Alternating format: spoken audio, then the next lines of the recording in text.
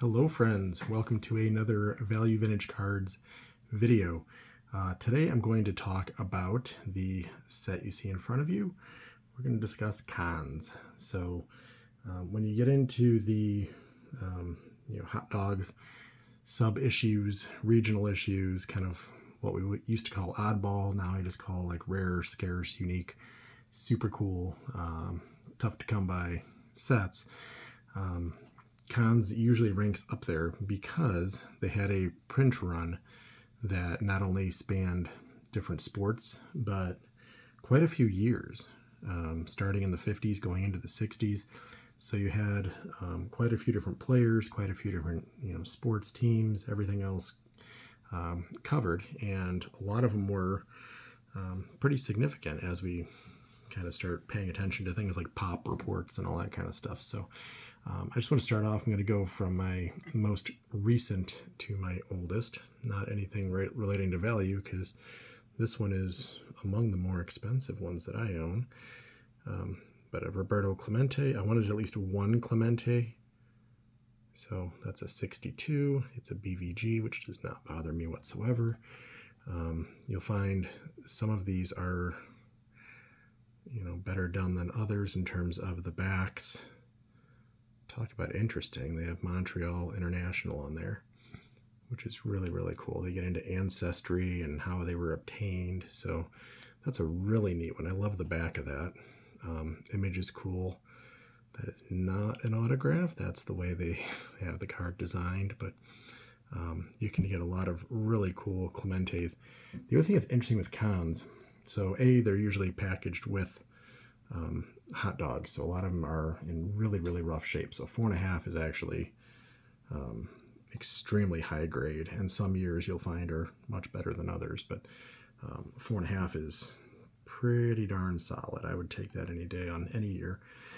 But when you start looking at these, the year and availability are in no way, shape, or form logical. So you might have a much higher value, 1960 than a 58, and I'm not versed enough in Kahns. I have to basically do research on the spot and determine is this one that there's 150 of, or one that there's like 40 of, or what exactly am I looking at in front of me at the moment. So 62 I think is semi available. That's still a several $100 card, being that it's Clemente, and still Kahns is way more scarce than most issues of that era. So really happy to have that in my collection. The next one I'm going to show you is from 1961, which if it was Fleer would be his rookie. I believe there's a 60 as well, which is really considered kind of the Kahn's rookie. So this would be a Kahn's second year, but that's a really neat one. So I'm leaving baseball. So we'll go some vintage basketball, but Jerry West, the logo. So love the jersey, the design. A lot of these are authentic since they're trimmed. You'll find maybe it should have been a slight bit bigger. You usually see hot dog stains. You can see like lines on it.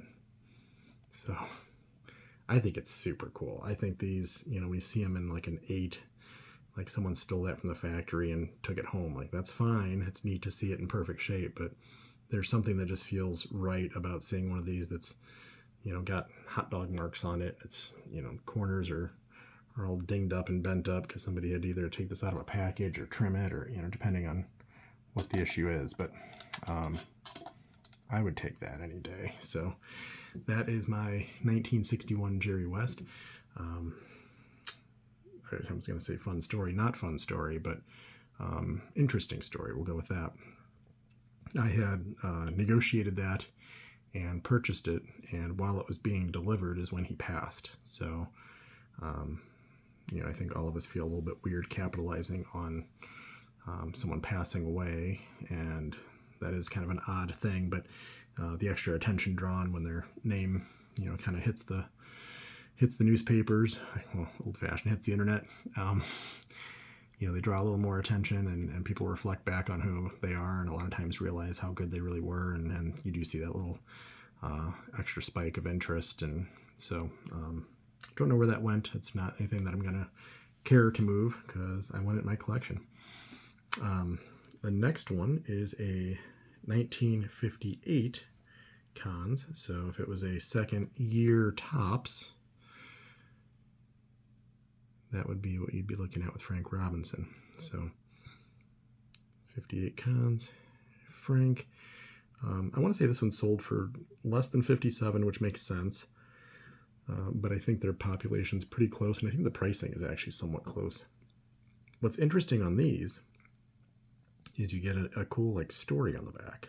So Clemente, you get like these super detailed biography of where they played and ancestry and all these things. And on this one, you get like an actual story. So kind of a recap. So talk about a cool way to get to know a little bit about, a player that you just acquired a card of. And again, you got the signature. That was graded poor. That's exceptional. It gets a grade. It's not just an A. So we'll take that. But an early Frank, again, I always say I feel like Frank's undervalued in the hobby. So it's my Frank. Next one is my first non-Hall of Famer, and he really is for the era a Hall of Very Good.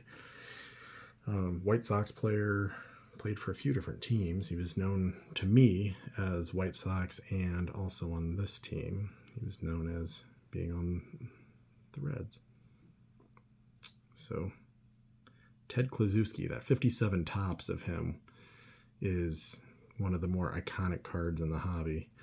And I enjoy this because you still get that sleeveless, gun show. He actually had to appeal to MLB to explain why a regular uniform would be prohibitive to his physique and not allow him to swing and play the field appropriately because of the way he was built. So kind of crazy backstory and all that, but that's why he was sleeveless. He had it approved, and it was kind of special permission.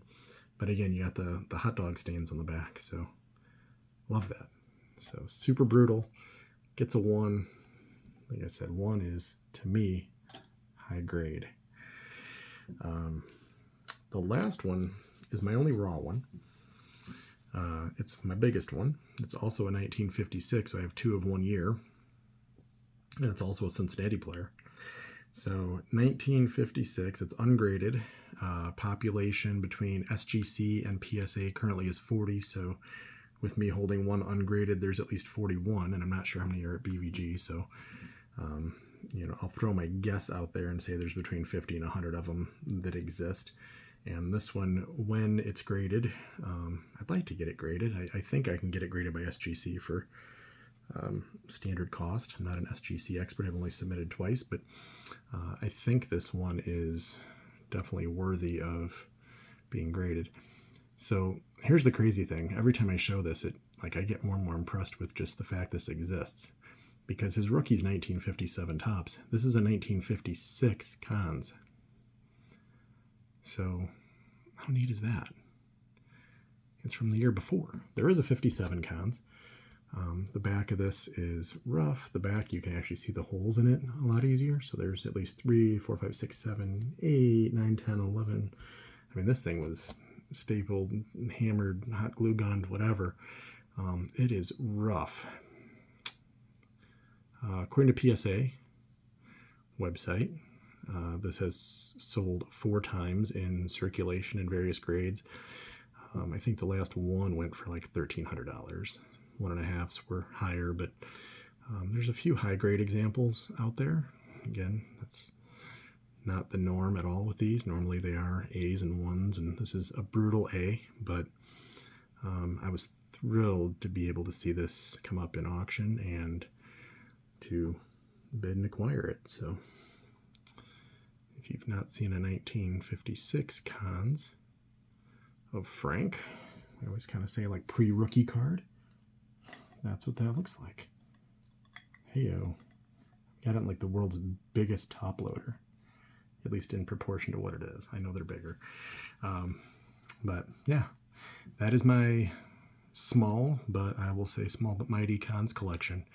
I usually figure once I have about 3 to 5, it's worth kind of sharing it as a collection, and Of course, I'll show you guys in another video if anyone's interested in just like a Frank run. So I'll kind of recollect those with the Frank run, and I think I've got a whole Jerry West run maybe, and I've got the whole Clemente run. So I'll repackage these and you'll see them again in a different video, because I feel like, you know, different people will find different things interesting. So always apologize for showing something more than once, but it fits in more than one place to illustrate. But that is my 5 Kahn's cards.